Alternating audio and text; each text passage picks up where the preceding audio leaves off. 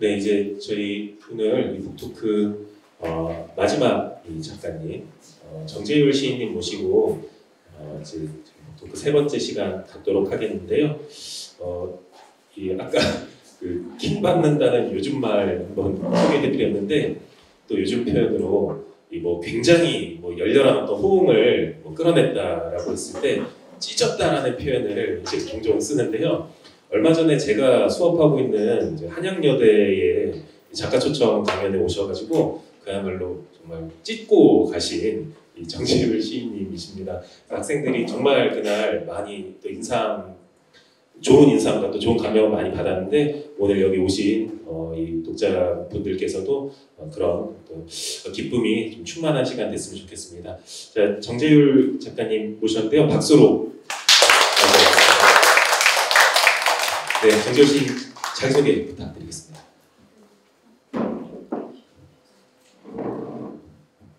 네, 저는 시 쓰는 정재율이라고 합니다. 만나서 반갑습니다. 네, 지금 앞에 이제 첫 시집이 놓여져 있는데요. 이 첫 시집하고 또 지금까지 작품 활동하신 거 있으면 간략하게 좀 소개 부탁드려도 될까요? 저는 민음사에서 첫 시집 몸과 마음을 산뜻하게라는 제목을 달고 이제 첫 시집을 냈고요. 그게 작년 6월이었는데 또 공교롭게 이번 달에 하게 돼서 되게 영광인 것 같고, 최근에 3월 달에 현대문학이라는 출판사에서 그 온다는 믿음이라는 이제 두 번째 시집을 냈습니다. 지금 이 첫 번째 시집 이후에 좀 짧은 이 기간 안에 또 두 번째 시집을 내셨는데요. 이 첫 시집은 문학나눔 도서보급 사업 이제 선정되셨고, 그리고 두 번째 시집은 또 근작 또 출간하신 또 그 의미가 각각 다 있으니까 축하의 박수 한 번만 더 네, 오늘 이 선정 도서인 이 몸과 마음을 산뜻하게라는 이 시집에 대해서 좀 독자분들께 소개해 주시면 좋겠습니다. 네, 언제나 제 시집을 제가 소개한다는 게 쉽지가 않잖아요. 그래서 해보자면 그 이영주 시인님께서 하시는 문장의 소리에 나갔을 때 똑같은 질문을 받아서 이제 덧붙여 보자면 따뜻한데 차갑고 다정한데 서늘한 시집이라고 제가 좀 칭해 보았어요. 되게 이렇게만 들으면 되게 어렵다는 생각이 들 수 있는데 첫 번째 시집의 첫 시가 물탱크라는 제목을 달았고, 그리고 마지막 시가 수용모인 만큼 좀 물의 특성으로 좀 차갑다고 느낄 수도 있을 것 같고, 그러나 그들을 바라보는 어떤 화자의 태도는 좀 다정한 느낌이 있을 것 같아서 이렇게 소개를 할 수 있을 것 같습니다. 네,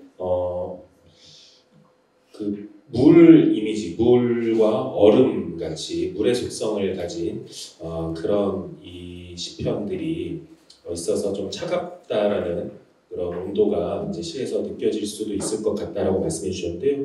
그 차가움의 반대로 그 화자는 다정한 태도를 취한다고 했을 때 그 시인님께서 세상을 바라보는 그 시선도 약간 좀 그런 비슷한 층위인지 좀 궁금하거든요. 기본적으로 좀 그래도 따뜻하고 다정함의 약간 약한 느낌이기는 해요. 그래서 세상을 그렇게 본다기보다는 그렇게 안 볼 이유는 또 뭐가 있나 싶기도 한 것 같아요, 사실. 그래서 어떻게 보면 제 시집 안에서 화자가 그렇게 자연스럽게 좀 투영되지 않았나라는 생각이 듭니다. 네,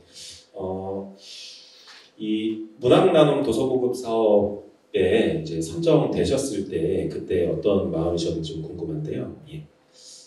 사실 너무 감사하죠. 네. 또 여기 앞에 계신 두 분 작가님들도 그러셨겠지만 사실 프로그램 자체가, 그러니까 이 사업 자체가 굉장히 좋은 프로그램이라고 생각을 해요. 그러니까 제가 닿을 수 없는 곳, 뭐 기관이나 단체에 제 시집을 저보다도 더 멀리 보낼 수 있다는 점에서는 사실 너무 감사하고 너무 좋았던 것 같아요. 그리고 첫 시집 낼 때 되게 되면 좋겠다라고 많이 생각했던 것 같아요. 아까는 여기 문예위에서 나오신 정말 코어한 관계자분들이 계셔가지고 제가 막 아주 깊이까지는 이 사업에 대해서 말씀 안 드렸는데요. 이게 되면은 진짜 좋거든요. 왜냐면은 책을 1쇄를 더 찍게 됩니다. 그러니까 그 학교 도서관 같은데 보급해 주는 게 그냥 뭐 몇 권 보급해 주는 게 아니라 뭐 대략 한 1000부 가까이 한 쇄를 더 이제 찍는 그런 방식으로 이제 증세를 해서 보급을 하는 과정이어가지고요. 평생 저기 작품집 1쇄도 다 안 나가는 그런 작가들도 많이 있거든요. 제가 제 첫 시집이 간신히 2쇄를 찍었는데 정말 이 의미 있는 그런 의미에서도 정말 유의미한 그런 사업이라고 할 수 있습니다. 자, 이 몸과 마음을 산뜻하게라는 이 시집은요.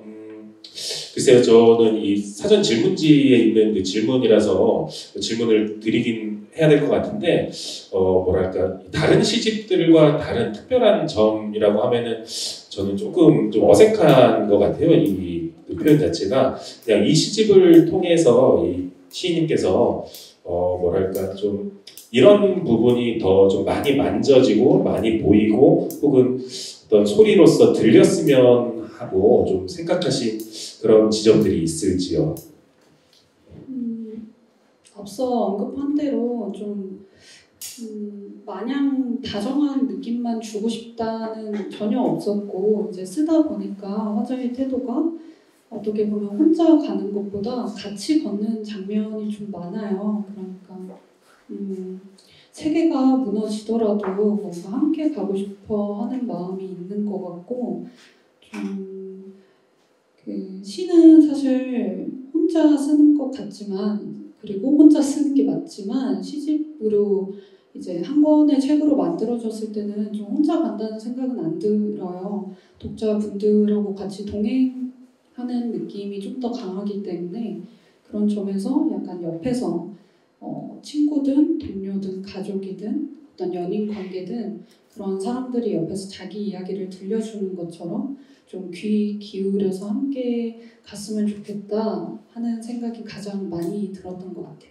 그래서 좀 조곤조곤한 느낌도 있고 어떻게 보면 단정한 느낌도 있을 거고, 그렇게 어떤 큰 액션을 취하지 않더라도 좀 뒤늦게 이렇게 파도처럼 밀려오는 어떤 마음 같은 거를 잘 알아봐 주셨으면 좋겠다고 생각했던 것 같아요. 그 시집의 1부부터 5부까지 제목들이 쭉 다 이어지는데요. 한번 그 각 부 제목 좀 말씀해 주시고 하나로 쭉 읽으면은 또 너무 멋진 문장이 되는 것 같아서요. 그렇게 또 한번 읽어주시면 감사하겠습니다. 네, 제가 이거를 사실 의도를 했는데 아시는 분들이 많이 없어가지고, 이게 1부는 작은 유리알 파편처럼, 2부 사랑했던 것을 조금 남기는 기분으로, 3부 잘 우는 사람이 되고 싶어, 4부 더 깨끗한 마음을 가지고서, 그리고 5부 진심으로 비춰보면 진심으로 갈 수 있다 믿었다, 이렇게 이어지는데, 어떻게 보면 제 시의 한 줄 요약이라고 할 수 있을 것 같아서 좀 이렇게 문장을 골라보았습니다. 한번 쭉 이어서 시인님 목소리로 읽어주실 수 있으실까요? 작은 유리알 파편처럼 사랑했던 것을 조금 남기는 기분으로 잘 우는 사람이 되고 싶어. 더 깨끗한 마음을 가지고서 진심으로 비춰보면 진심으로 갈 수 있다 믿었다. 제목을 쭉 이으니까 한편의 시가 또 되는 것 같은데요. 이 시인님께서는 2019년 현대문학을 통해서 이제 작품 활동을 시작하게 되셨는데요. 시하고 처음 만남이 좀 궁금합니다. 어떻게 해서 시와 처음 만나게 되셨는지. 사실 시와의 만남을 단순하게 생각해보면 정말 그 교과서에 나온 시였고요. 제가 쓰기 시작한 건 사실 고등학교 1학년 때부터 쓰기 시작했어요. 그러니까 그 짧게 이야기해보자면 우산에 관한 시였는데요. 그 우산은 비가 올 때 어쨌든 기능을 하잖아요. 근데 이 우산이 버려진 거를 보고 그걸 좀 오래 관찰을 해보려고 노력을 했던 것 같아요. 그래서 그 사실은 관찰한 걸 이제 옮겼을 때 그게 시라고 생각하지 않, 잘 몰랐지만 그때는 근데 그게 시가 될 수도 있구나. 그리고 오래 관찰한 거를 옮겨 적었을 때 어떤 그 느낌이 좀 저한테는 되게 좋은 기억으로 남았던 것 같아요. 그래서 이제 그 이후에 이제 시집을 많이 찾아보게 되고 교과서에 실리지 않는 시편들을 찾아보게 되고 창작도 하게 되었습니다. 그 시 쓰기 시작하신 그 계기에도 그 버려진 우산이라는 어떻게 보면 물하고 좀 가까운 어떤 그런 풍경이 또 있는데요. 그 물을 혹시 좋아하시는지 그리고 물을 좋아하시면은 뭐 혹시 싫어하실 수도 있겠지만 물에도 여러 형태가 있잖아요. 흐르는 물이 있고 또 고여 있는 물이 있고 또 물 속에 내가 들어가는 걸 좋아하는 사람이 있고 물 바깥에서 그걸 좀 관조하는 걸 좋아하는 또 사람이 있을 텐데 그 시인님께서는 어떤 쪽이신지. 저는 그 들어가는 것보다도 관조가 더 저한테 맞는 것 같고 정확히 말하면 그냥 물이 아니라 그 뭐랄까 파장이라고 해야 될까요? 돌 던졌을 때 그 돌이 깊숙이 내려가는 동안 물의 겉면은 이렇게 일렁이잖아요. 그런 걸 보는 게 사실 좀 재밌는 것 같아요. 그래서 그런 좀 관찰자 시점에서 시가 많이 나오는 것 같기도 하고 그걸 옮겨 적는 과정도 이렇게 메모로 하려고 하고 있는 것 같습니다. 이 다음 질문하고 또 이어질 수 있는 내용 같은데요. 그렇다면은 그 시 쓰기가 갖는 혹은 뭐 더 범위를 넓혀서 시라고 하는 한 세계가 갖고 있는 정말 그 매력이 있다면 무엇일지. 저는 그냥 좋은데 사실 다른 분들께서 질문을 할 때 어떤 대답을 해주면 좋을까 생각하다가 제가 존경하는 이제 선생님께서 시는 사실 읽히는 게 아니라 어떻게 보면 보이는 거일 수도 있다라는 말을 해주신 적이 있어요. 그러니까 이게 시가 단순히 행과 연을 나눠서 활자로 읽히는 게 아니라 눈앞에 보이는 게 어떻게 보면 문학, 크게 이제 말해서 이제 문학의 작업일 수도 있다 이런 표현을 했을 때 엄청 크게 와닿았던 것 같아요. 그게 이제 시에서는 이미지 혹은 묘사 라는 용어로 대체될 수 있을 것 같고 이런 점에서 제가 가장 또 시에서 제가 개인적으로 좋아하는 건 사실 여백 같아요. 여백이 좋은 시들이 제가 진입할 수 있는 과정도 되게 많은 것 같고 제가 처음에 이야기 들었던 같이 걸어갈 수 있는 지점이 저는 그 여백이라는 공간이라는 생각이 가장 많이 드는 것 같습니다. 네. 이 몸과 마음을 산뜻하게라는 이 시집은 제목부터 좀 눈에 확 들어오는데요. 독자분들께서 시를 읽고 이 정말 산뜻한 마음을 가졌으면 좋을 것 같으신지 여쭤보고 싶습니다.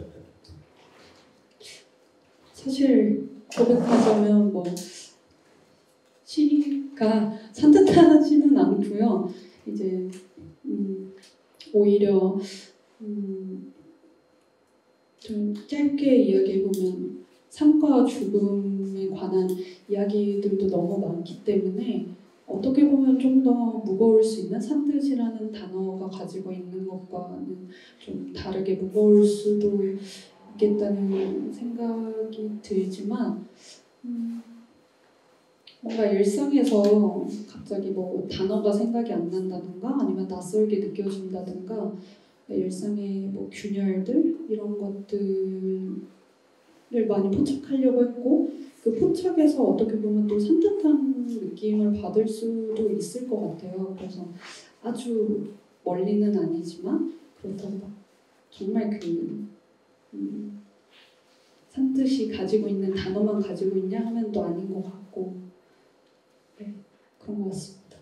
네, 이 지금 앞에 각 부 1부부터 5부까지 제목들을 쭉 읽어서 아까 한번 읽어주셨는데요. 그럼 이번에는 이 시집에서 오늘 오신 분들에게 한번 읽어드리고 싶은 시가 있다면 한 편 좀 골라서 읽어주시면 좋겠습니다.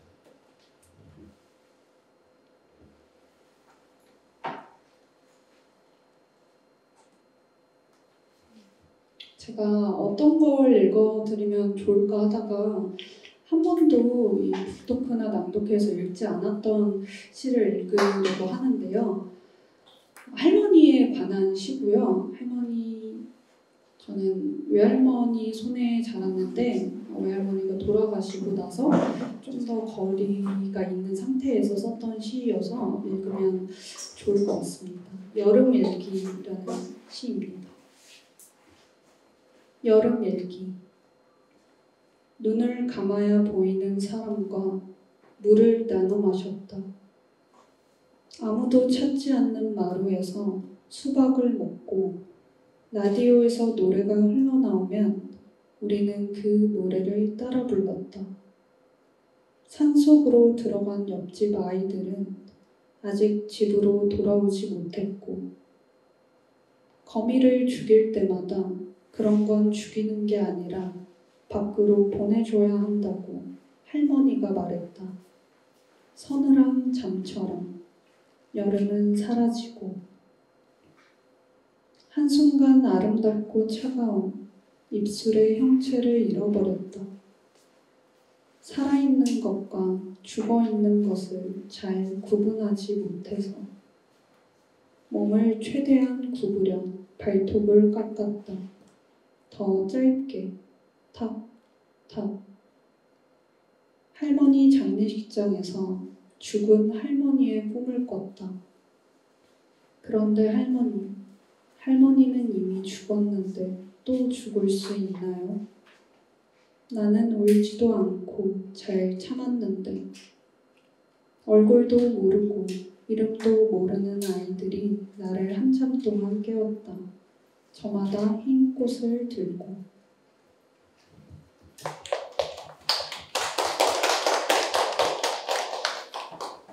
제목이 여름일기잖아요. 혹시 할머니를 이렇게 떠나 보냈던 그 계절이 여름이었는지 아니면은 그 할머니를 추억했을 때 할머니하고 같이 있는 그 장면들이 여름의 어떤 계절감들이 많아서 그러신 건지.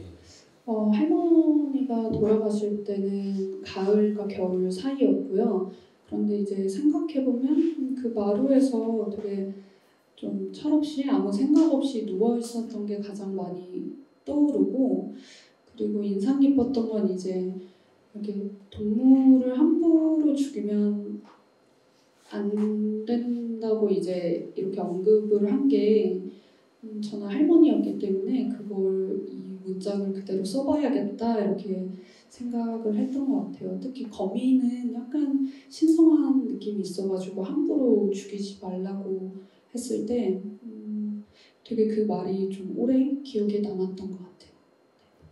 네, 그 시인들도 그렇고 소설가들도 그렇고 뭔가 이제 작품을 쓸 때 집필할 때 그러니까 모드를 좀 전환할 필요가 있는데요. 그 일상생활 하던 모드에서 창작에 몰두할 수 있는 그런 모드로 좀 전환을 해야 되는데 시인님께서는 그 모드를 전환하는 어떤 그 방법을 주로 사용하시는지 좀 궁금합니다. 저는 다른 곳에서도 여러 번 말씀을 드린 적이 있는데 전 노래를 엄청 많이 듣고 그리고 소위 말해서 과몰입한다고 하죠. 그러니까 몰입할 수 있는 진입 과정을 좀 여러 가지 노래를 좀 슬픈 노래를 많이 들으면서 어떤 거를 쓸까 이렇게 고민을 많이 하는 것 같아요. 그러니까 대부분 가사가 없이 좀 웅장한 노래를 듣기도 하고 그냥 좀 간단하지만 가장 쉬운 방법으로 노래를 듣고 책을 먼저 읽는 게 저의 약간 약간의 루틴처럼 된 것 같습니다. 혹시 그 듣는 음악은 항상 랜덤인가요? 요즘 꽂혀 계신 음악 같은 거 혹시? 요즘 꽂혀있는 음악이요?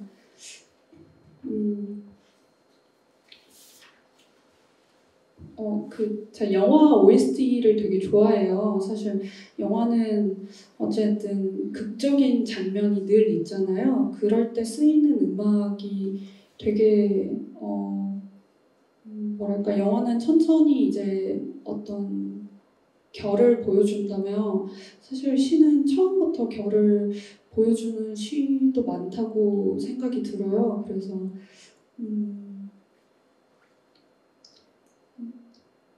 영화 듄을 되게 좋아하는데 잘 모르실 것 같아가지고 네, 좀 SF 공상 이런 노래를 다른 좀 차원의 감각을 느끼고 싶어서 읽기도 하는 것 같습니다. 듄 OST 한번 찾아서 들어보면 네. 네.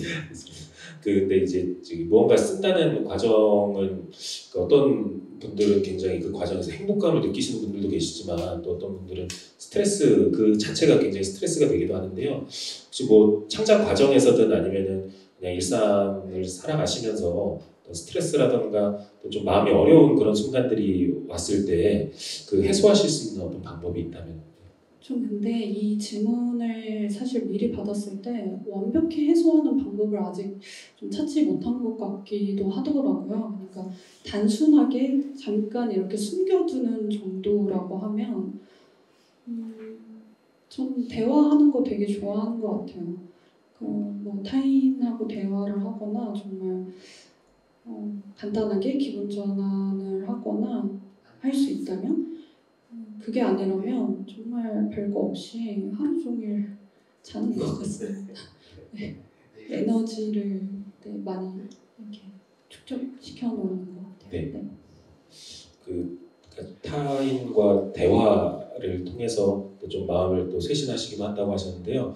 그 아까 시인님께서 저희한테 낭독 선물 해주셨는데요. 저는 이것도 약간 그 낭독 대화처럼 시인님께 낭독 선물을 좀 드리고 싶어가지고 혹시 여기 계신 분들께서 시인님 시집 지금 갖고 계신 분들 중에 그 시 한 편 좀 골라서 한번 읽고 싶은 분 계시면은 손 한번 들어주시겠습니까?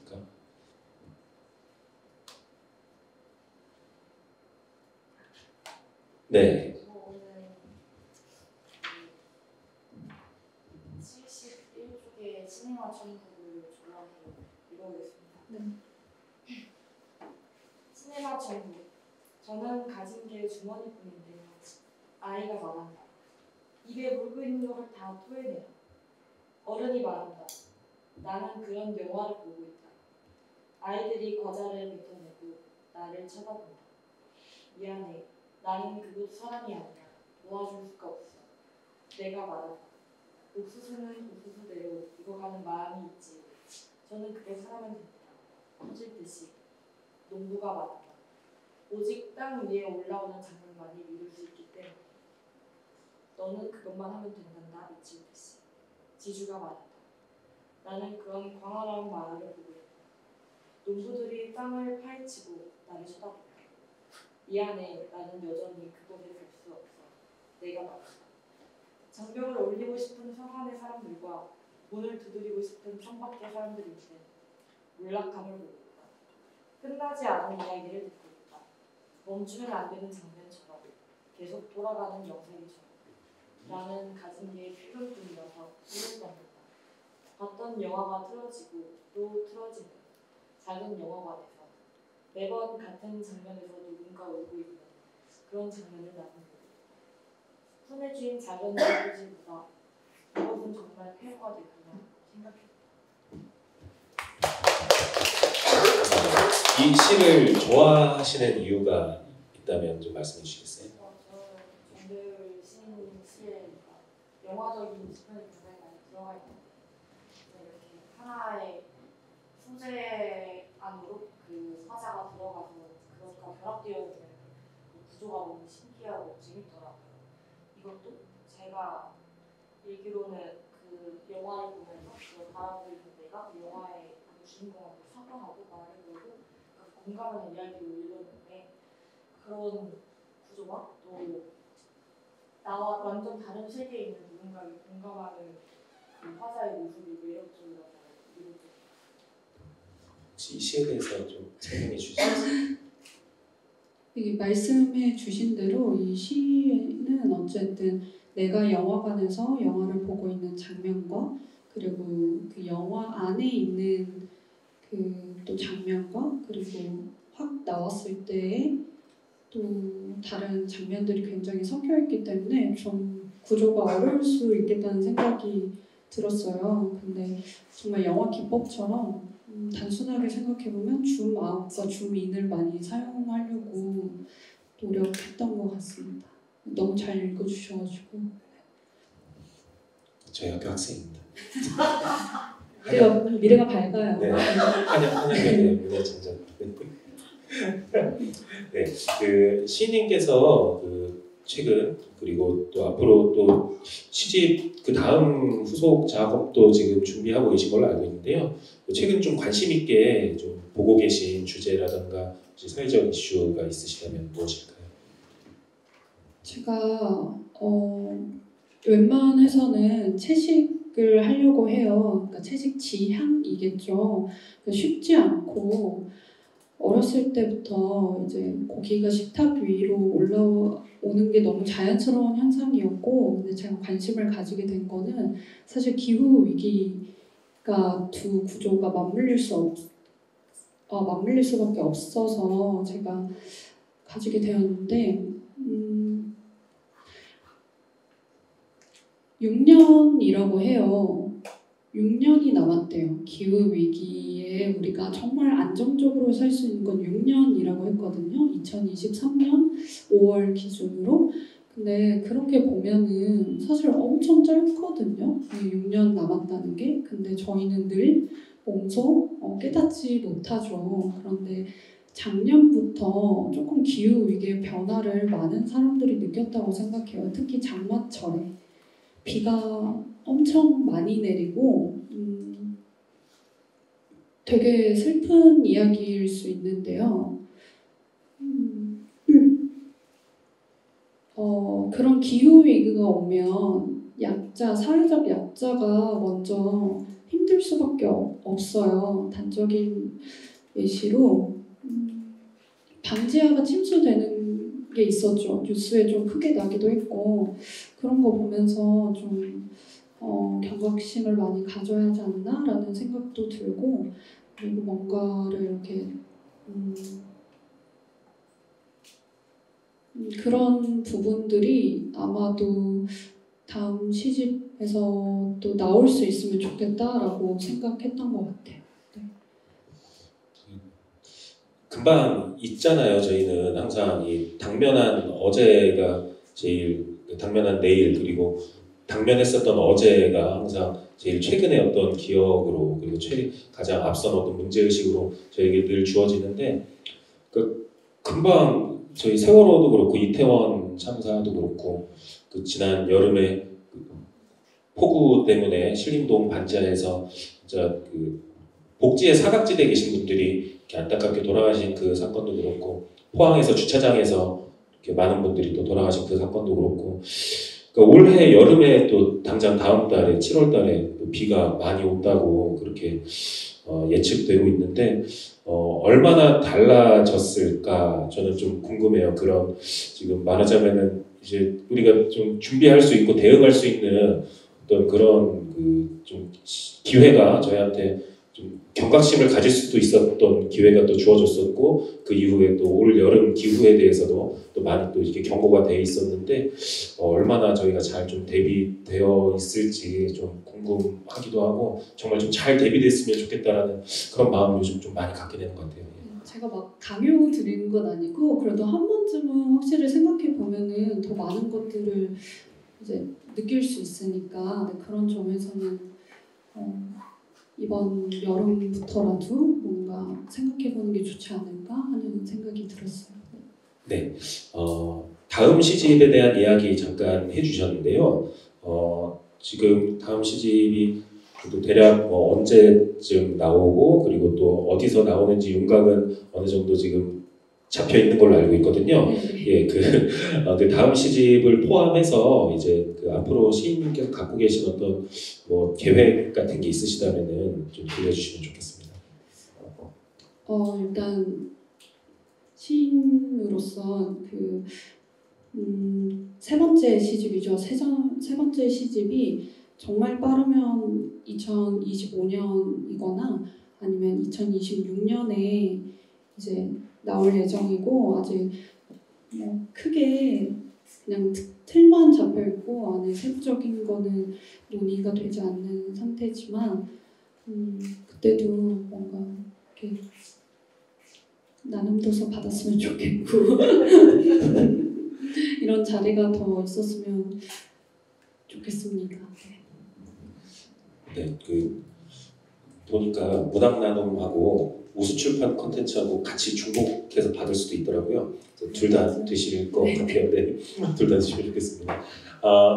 이제 저기 시인님께 뭐 궁금한 게 있으시면은 좀 질문 들어보고 싶은데요. 혹시 정재율 시인님께 질문하고 싶은 내용 있으시면 자유롭게 손 들어주시면 좋겠습니다. 네. 저는 소설 전공자라서 시를 정말 좋아하고 자주 읽지만 한번 시작하는 일이 너무 어렵더라고요. 정재열 시인님께서는 시를 이 시를 읽어봤을 때 일상적인 장면에서 그런 거에서 여러 영감을 받거나 혹은 영화 같은 매개체를 통해 영감을 많이 받으시고 그걸 위해서 되게 매력적인 시를 많이 써주셨는데 저는 그런 영감을 받아도 그게 시로 형성하는 게 너무 어려워서 처음 정재의 시인께서 처음 시를 쓰신 그 첫 문장이 어떻게 형성가 됐는지 궁금해요. 첫 시요? 아니 여기에 나오는 여기에 나오는 네. 시 완전 처음이요? 잘 기억이 안 나는데 네, 우산에 관한 건데 제가 사실 시는 잘 기억이 안 나요. 그리고 5줄, 6줄 엄청 짧은 시였던 걸로 기억하고 되게 좀 뭔가 낭만적이고 아름다운 느낌일 수 있지만 되게 그 물결이 되게 아름답다고 생각했던 것 같아요. 아마 거기서 시작하지 않았을까라는 생각이 듭니다. 그리고 시인님도 사실 많이 공감하겠지만 시가 어렵다는 이야기를 좀 많이 듣잖아요. 진입 과정이 어렵다고 하는데 약간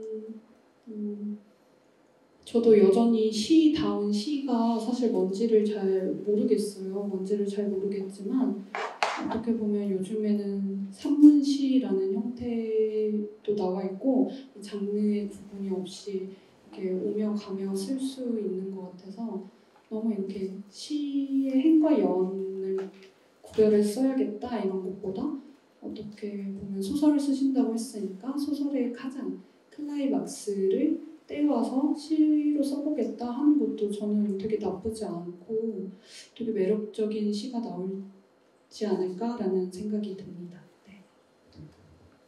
네. 자, 또 다른 분들 질문 또 받아보겠습니다.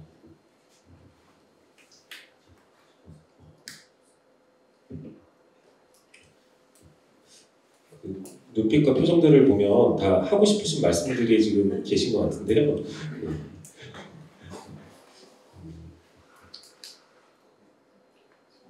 네.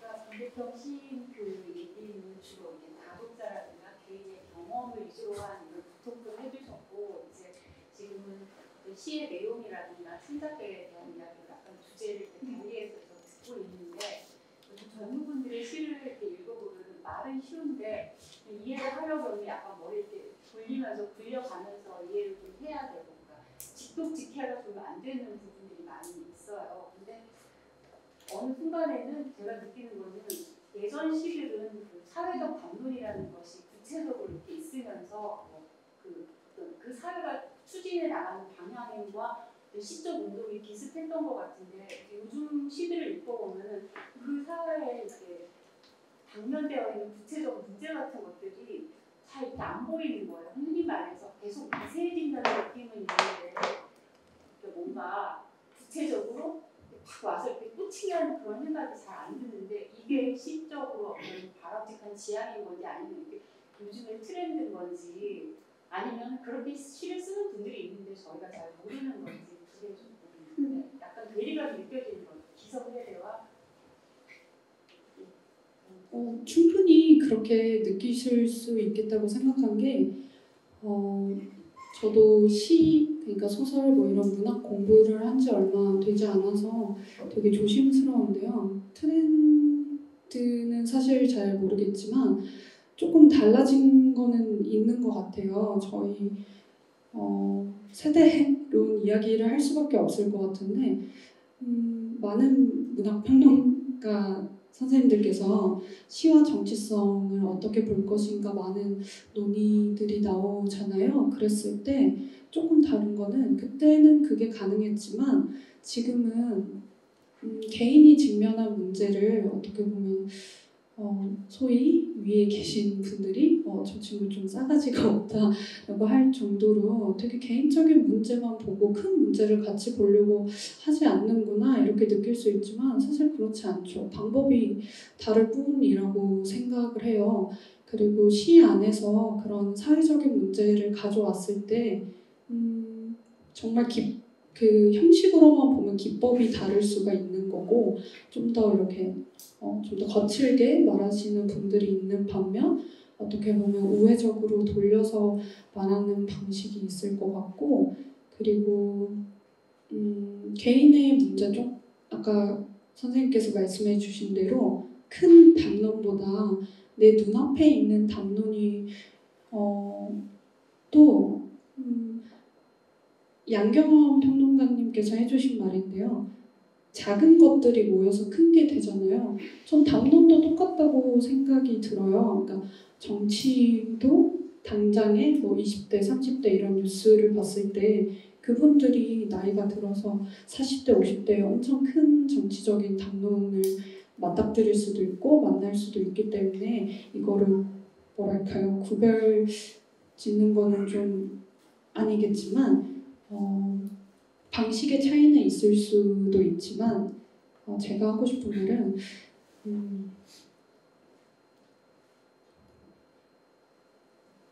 뭐랄까요? 되게 조심스러운데 개인이 좀 중요한 세상이 만들어졌잖아요. 이거는 저희가 저희라는 표현이 안 맞지만 그 젊은 소위 선생님께서 말씀하신 젊은 세대들을 그러고 싶어서 그렇다기보다는 모든 것들의 총체성이라는 생각이 들어요. 나의 환경, 나의 기질도 있겠지만 사회가 그렇게 형성한 것도 있고 이게 맞물려서 근데 이걸 타파라기보다는 좀 더 개인적인 측면에서 벗어난 사건이 있죠. 저희는 세월호 세대이니까요.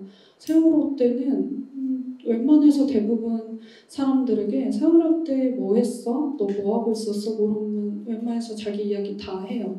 그만큼 충격적이었죠. 그때 뭔가 사회가 모두가 공감할 수 있는 위치에 서 있었고 이제 다만 그 세월호라는 아주 큰 사건을 시 안으로 끌고 올 때는 사실 되게 조심스러워요. 정말 유려하고 뭔가 이렇게 선배이신 분들도 조심스러워하는 이유가 신뢰가 될까봐. 왜냐면 너무 슬픈 거 우리 말 못할 수 있어요. 그러니까 친구나 동료나 뭐 부모님이나 애인한테 내가 정말 힘든 거 전 좀 말하기 어렵다고 생각해요. 근데 시도 마찬가지인 것 같아요. 근데 시 안에서 얼마나 솔직할지, 얼마나 내가 현실에서 직면한 문제를 얼마나 시 안에서 보여줄지는 굉장히 또 다른 문제라는 생각이 들어서 만약에 그런 걸 이제 좀 잘 쓰시는 분이 많이 계세요, 사실. 그리고 되게 좋은 시도 너무 많아요. 제가 봤을 때도 나도 이렇게 쓰고 싶다라고 생각한 것도 너무 많은데 아마도 시는 취향의 차이가 가장 크잖아요. 그래서 선생님께서는 그런 꼭 거대하지 않더라도 사회적 담론이 더 드러난 게 선생님 취향에 맞으실 뿐이라는 생각이 저는 들어요. 제가 뭐 20, 30대를 대표해서 말하는 건 절대 아니고요. 그리고 그런 말씀을 좀 해드리고 싶어요. 세월호 사건도 그렇고 이태원 사건도 그렇고 사실 저랑 나이 차이가 별로 나지 않아요. 그래서 더 이렇게 뭐랄까요, 그러니까 아무 말도 할 수 없을 정도로 더 크게 와닿는 것도 있고 그래서 저는 오히려 쓸 수 없을 것 같기도 해요. 너무 모든 분들이 그랬겠지만 너무 큰 사건이었고 너무 안타까운 사건이었고 어떻게 보면 너무 어이없는 사건이기도 했죠. 그걸 되게 마음이 복잡한 것 같고 제가 그걸 아직 그런 것도 안 되는 것 같기도 하고 되게 정치성이라는 문제랑 시가 가기에는 굉장히 제가 조심스러운 것도 있는 것 같습니다. 답변이 잘 되면서 이렇게 이제 묻는 친구들이 있었어요. 네네. 교과서에 나오는 시들은 주제 의식도 명확하고 네. 구체적인 그런 게 있는데 요즘 시집들을 제가 이렇게 주면은 애들이 뭔가 마음에 맞는 거는 있는데 예전 시하고는 다르다. 왜 이렇게 쓰는지 모르겠다고 한번 제가 가면 여쭤보겠다 해서 좋은 답을 그리고 특히 내가 꼭 이렇게 하고 싶어서 그런 게 아니라 우리에게 주어지지 않고 또 비극적인 부분들은 오히려 더 말할 수 없다는 부분이 굉장히 설득력이 있습니다. 네, 선생님도 다 공감하시겠지만 너무 슬픈 이야기를 시를 쓸 때 눈물이 나면 쓰면 안 된다고 들었어요. 그러니까 대상과의 거리 조절이 되지 않는 시기 때문에 조금은 더 거리를 두고 쓰는 게 어떨까라는 생각을 했고 제가 오늘 낭독한 여름 일기가 딱 그랬던 것 같아요. 저는 어느 순간 할머니라는 소리만 들으면 너무 그냥 울었는데 근데 또 어떤 면에서는 할머니를 너무 쓰고 싶다는 욕망도 있었던 것 같아요. 시 안에서 내가 가장 좋아하고 사랑하는 사람인데 왜 시 안에서 등장할 수 없을까를 고민을 많이 했고 그 기간이 저는 정말 오래 걸렸던 것 같아요. 할머니라는 이야기를 들어도 이렇게 눈물을 흘리지 않고 대상 이렇게 꿋꿋하게 바라보겠다 하는 게 있었던 것 같습니다. 네. 네.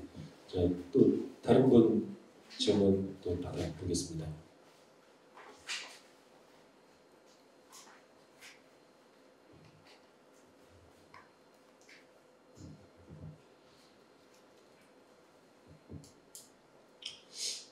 질문 없으신가요? 네. 그럼 제가 하나만 여쭤보겠습니다.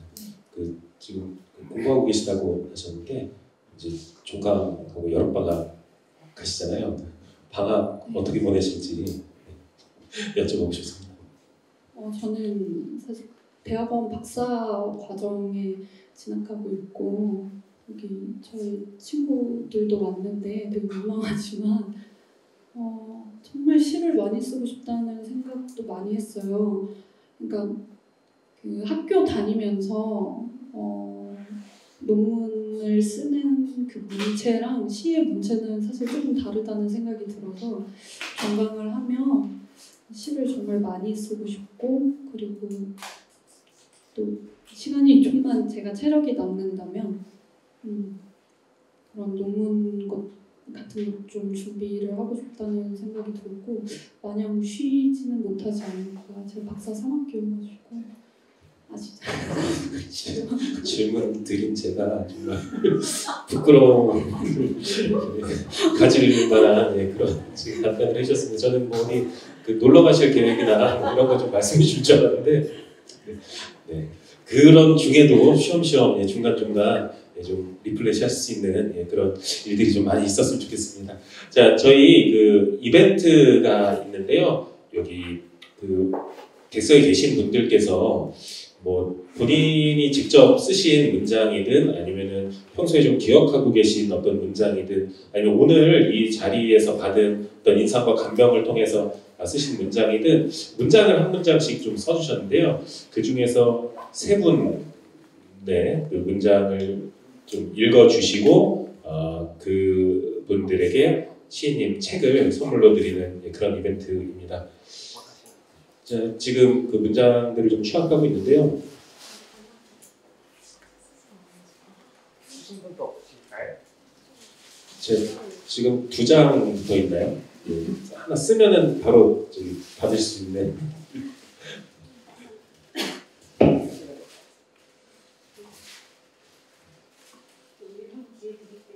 네, 알겠습니다.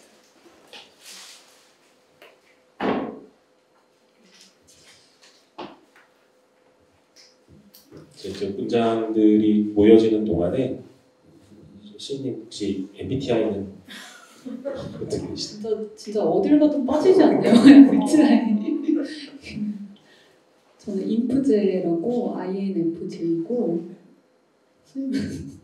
저도 그렇게는 안 보이지만 저도 INFJ거든요. 진짜? 네, 근데 이제 5대5예요. 어떤 때는 앞에가 E가 나올 때도 있고 어떤 때는 I가 나올 때도 있고 뒤에는 똑같아요. FJ는 제가 똑같고. 그래요. 네. 네. 너무 반갑다. 49대 51 막 이렇게 맞아요. 제가 그래요. 올라와가지고. 제가 항상 그렇게 설명해요. 네. 그러니까 저희 지금 되게 열심히 노력 중이에요. 네. 그래서 어떤 때는 그 I가 되게 튀어나오는 날이 있고 네. 어떤 때는 그 E가 또 불쑥 나오는 그런 날이 있고 저도 그렇거든요. 네. 죄송합니다. 이런 상투적인 질문은 시간 때우려고 이제 모여지는 동안에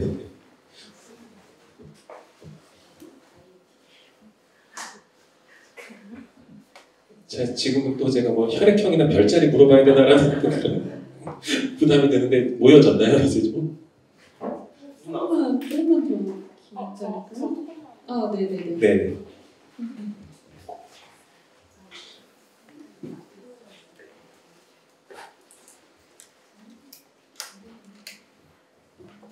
혹시 이거 지금 문장 다 쓰고 계신 동안에 시인님께 더 궁금하신 내용 있으시면은 그 질문하셔도 되거든요. 예.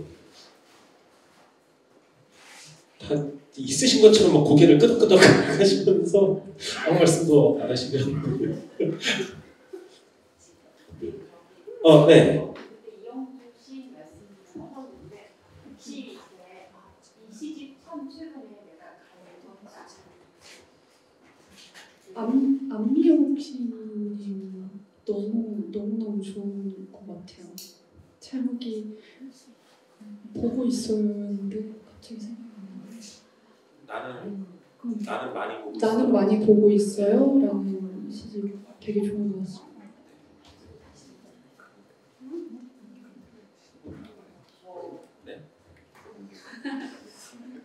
편하게 해주세요. 네. 제가 항상 시를 쓸 때마다 시와 소설 사이에 경계가 없다고들 말씀해 주셨지만 제 시는 어느 차이는 좀 너무 포괄적이라든가 아니면 너무 아무것도 잘하지 않았다라는 그런 합평이 제가 자주 받아서 포괄적인 부분을 좀 줄이려고 했다가 너무 아무것도 말하지 못하는 침묵하는 시가 되버리는 경우가 좀 있더라고요. 그래서 이런 걸 줄이기 위해서 뭔가 소설을 쓰는 친구들이 시를 처음 이렇게 입문하기 시작했을 때 어떤 실수를 제일 많이 하는 것 같으신지.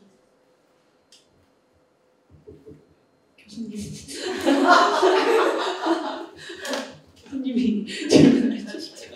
주로 딴 생각하고 있었는데 빨리 이거 해야 되는 생각이 잘 못 들어요. 그러니까 소설을 주로 쓰다가 이제 시를 쓰려고 할 때 이제 처음 그 시 쓰기에서 겪는 어려움에 대한 실수 같은 그 시에도 자꾸 서사를 좀 부여하려고 한다라고 할까? 예. 이야기 그게 서사라든가 이야기가 시에 있어서 나쁜 게 아니지만 그 시 쓰기하고 소설 쓰기하고 어떤 면에서는 좀 구별되어져야 되는 그런 지점도 있다고 저는 생각하는데요. 그 지점에 대한 탐색을 조금 어려워하는 게 처음 겪는 좀 곤란함이 아닌가라는 저도 생각을 좀 맞아요. 해요. 진술하고 묘사를 약간 헷갈려하는 게 가장 큰 것 같아요. 어떤 건 또 괜찮다고 하고 하평 받으면은 이건 또 묘사라서 괜찮다고 하고 이건 또 진술이라고 하고 그런 것들이 많이 어렵지 않을까. 그게 가장 그 문체가 사실 가장 중요하니까 그렇지 않을까 생각이 듭니다.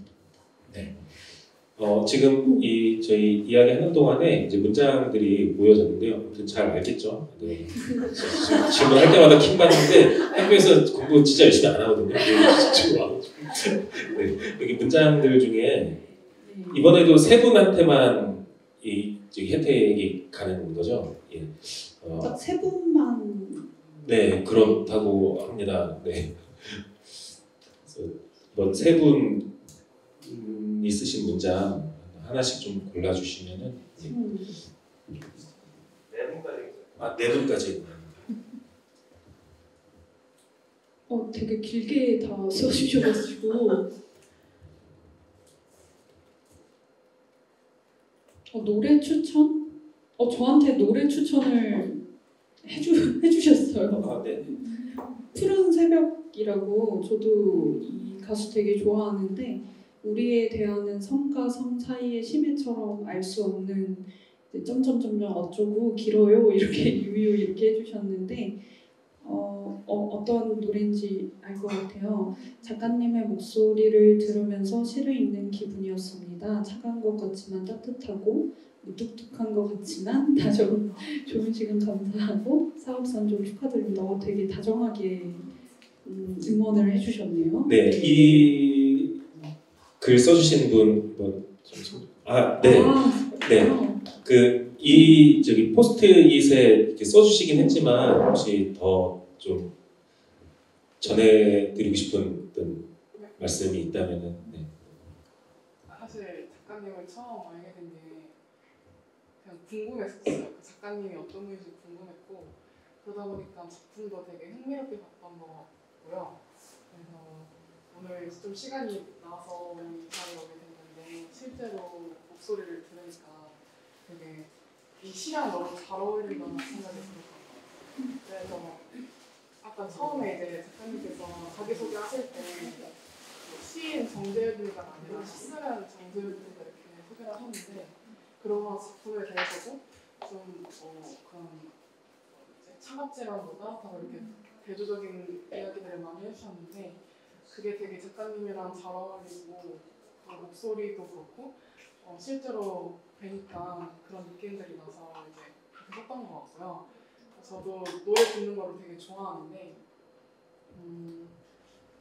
저도 주로 영감을 얻을 때 뭔가 그런 잔잔하고 좀 저의 감정을 움직일 수 있는 것들에 되게 영감을 많이 얻는 것 같아요. 근데 그 곡이 추천한 곡이 정말 제목이 정말 길어서 다 쓸 수는 없었는데 그 노래도 아신다고 하시니까 같이 추천해드리고 싶었습니다. 너무 감사합니다. 네.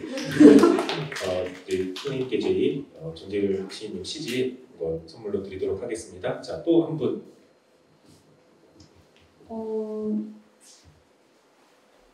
이 되게 어려운데요. 여백이라고 써주시고 이 사이의 공간을 사랑하는 사람이 되고 싶다. 비어있는 공간에는 아무도 없다고 생각해서 나는 필요한 것도 필요하지 않는 것도 구분하지 않고 방을 어지르고 살았다. 어느 날 아직 채워지지 않는 구석으로 가서 아무것도 없음의 존재를 깨닫고 허공을 끌어안게 되었다. 여백을 사랑하려고 애쓰는 일. 되게 이분 진짜 미래가 밝아요. 여백에 관해서 어떻게 이렇게 사유할 수 있는지. 네, 오늘 거의 도서 사냥꾼 이 정도 수준으로 다 이제 가져가는데 이거 네. 어떻게 이런 문장을 쓸 수 있게 되는지 지금. 네. 작가님께서 초반에 여백을 제일 좋아한다고 하셨는데 사실 저는 여백을 엄청 사랑해본 적이 있고 제 방법도 저버리고 제 머릿속도 엄청 이미 막 되게 어지럽게 있어가지고 제 공간 중에서 제가 왜 자꾸 나한테 남아있는 여백을 어지럽히려고 하지? 그 여백도 하나의 존재잖아요. 그러니까 그걸 좀 더 인정하고 그 공간을 깨끗하게 사랑하고 싶다는 마음. 시집도 뭔가 너무 산뜻하니까. 네, 감사합니다. 좀 춥지 않으세요 혹시? 괜찮습니다. 아, 괜찮으세요? 네. 저는 지금 여기 저 오른팔에 거의 지금 감각이 없을 정도인데 몇 시간 동안 이렇게 산뜻한 환경을 좀 만들어 주시려고 에어컨을 빵빵하게. 네, 한 분 더 부탁드리겠습니다.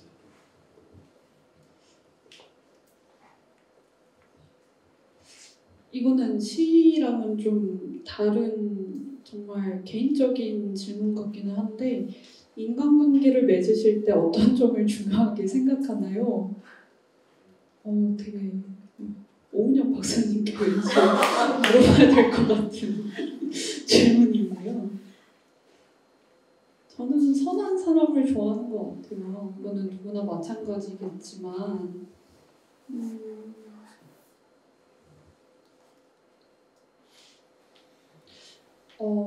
조심스럽지만 사실 선한 사람이 많이 없다는 생각이 들어서 딱 만났을 때 그렇게 느끼면 이분하고 좀 오래 보고 싶다 이런 생각을 하는 것 같다는 생각이 자연스럽게 드는 것 같아요.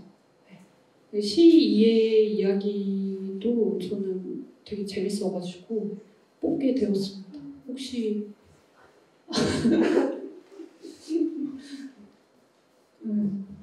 여기 네. 질문 하나 제가 먼저 좀 드리면은 네. 그런 느낌을 받으시면은 이제 어떤 그 타인에게 그런 느낌을 받으시면은 그게 대부분 계속 그렇게 유지가 되던가요? 아니죠.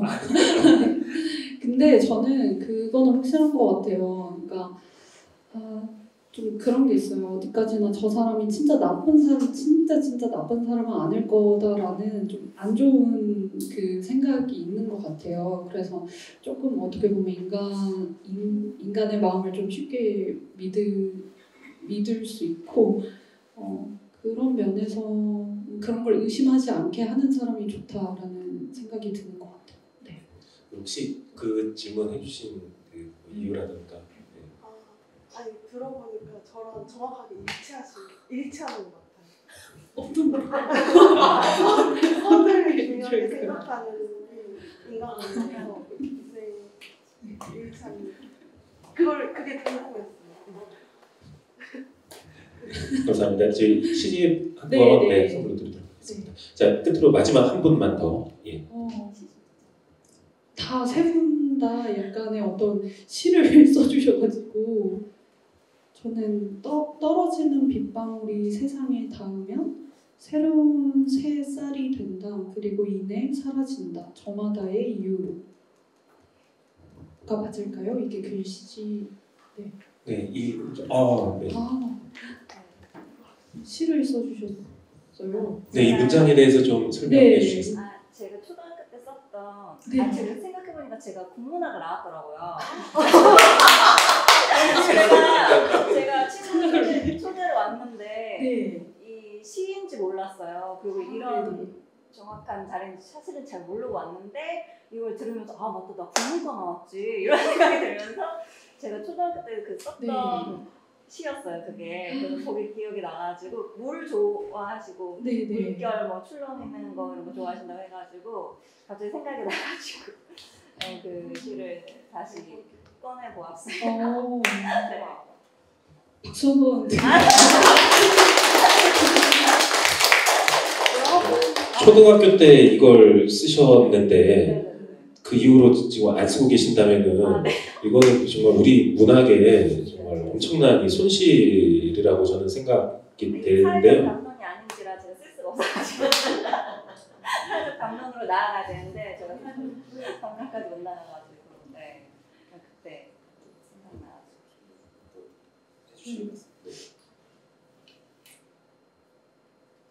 저는 새싹이 보통은 새싹이나 뭔가 새살 그러니까 정말 이 살갗이라고 하는데 쌀이라고 표현하신 거 맞죠? 아니요 새싹입니다. 그래요? 새싹이에요. 제가 잘 봤네요. 새싹. 빗방울 이렇게 떨어지면 네네. 튀잖아요. 네네. 튀는 그런 한다 이런 느낌? 그 과거 사라지니까 그 빗방울마다 네. 각자의 이야기들이 있을 거 아니에요. 네. 사라진 이유들이. 그래서 음. 그렇게 생각했던 이야기가 있다는 게 굉장히 흥미롭네요. 새싹인 걸로. 네. 새싹이었으면 좋았을까요? 이것도 이것대로 또 다, 네, 나름. 되게 애매하게 리을자라는 기호자가 있어가지고 원하시는 대로 하셔도 될 것 같습니다. 네, 저희 이제 마쳐야 될 시간이 다 됐는데요. 저희 시인님께서 오늘 오신 분들에게 좀 뭐 인사 겸 마지막으로 좀 하고 싶으신 말씀 있으시면은 부탁드리겠습니다. 그냥 늘 느끼는 거지만 제가 그때도 말씀드렸지만 시보다 재밌는 거 엄청 많거든요, 사실. 근데 이렇게 금요일 오후에 황금 같은 금요일 오후에 와주셔가지고 너무 감사하고 또 경청해 주셔서 감사하고 제 첫 시집 1년이 됐지만 아직도 더 많은 사랑을 받고 싶다는 생각이 들어서 더 많은 관심 보여주셨으면 좋겠습니다. 감사합니다. 네, 지금까지 저희 정재율 시인님이셨습니다. 다시 한번 큰 박수 부탁드립니다. 감사합니다.